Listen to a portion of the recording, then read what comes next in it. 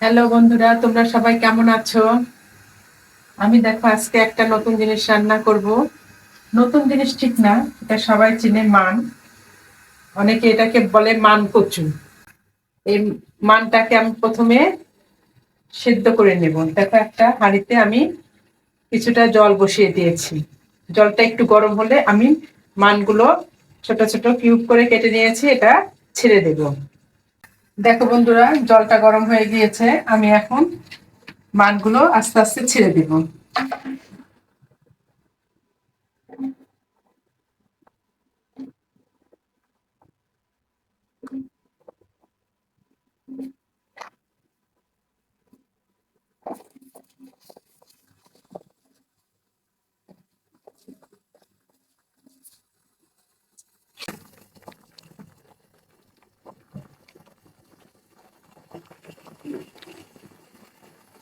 দেখো বন্ধুরা, মানটা সিদ্ধ হয়ে গেছে। তোমরা দেখো আমি কিভাবে এটা রান্না করছি।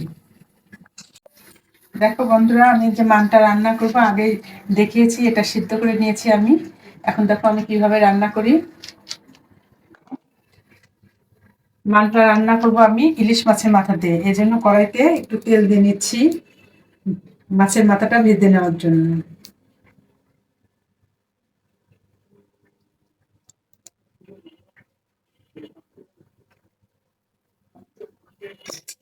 দেখো তেলটা একটু গরম হলেই আমি মাথাটা ছেড়ে দেবো, মাছের মাথাগুলো। দেখো তেলটা গরম হয়ে গিয়েছে, আমি এখন মাথাগুলো ছেড়ে দিচ্ছি।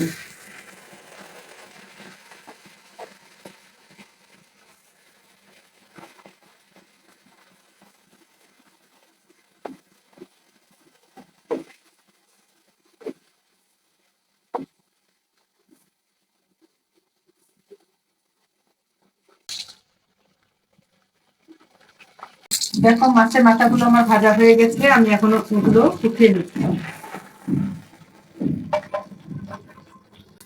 এখন এই তেলের মধ্যেই আমি একটা তেজপাতা, শুকনো লঙ্কা আর পাঁচফোড়ন দিয়ে দিব।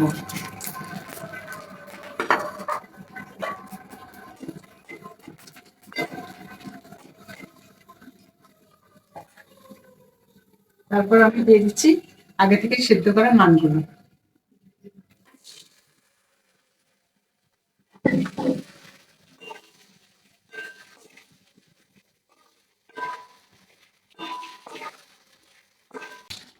এর মধ্যে দিয়ে দিচ্ছি আমি স্বাদ মতো লবণ,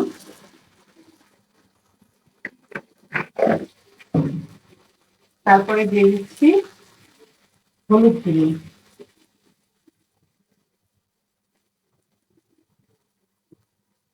এরপর দিয়ে দিচ্ছি কয়েকটা কাঁচা লঙ্কা। এর মধ্যে কোনো মশলা যাবে না, এটাকে ভাজা ভাজা করে নেব। এবং এটা লবণ দেওয়ার কারণে এখানে আর একটা জল দিতে হবে না।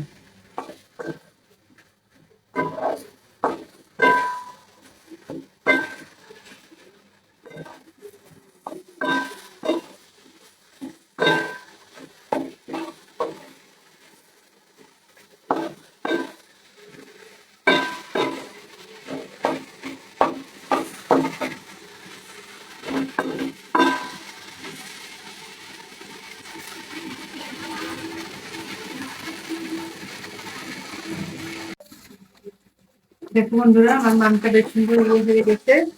এখন আমি এর মধ্যে ভাজা মাছের মাথাগুলো দিয়ে দিব।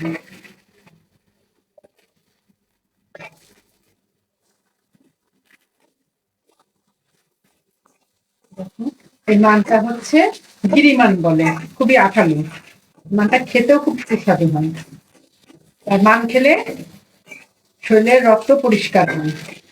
মান খাওয়া খুবই ভালো। এবং যাদের বাতের ব্যথা আছে তারা মানগুলো খাবে, মান কিনে কিনে খাবে, বাতের ব্যথায় অনেক উপশম হবে।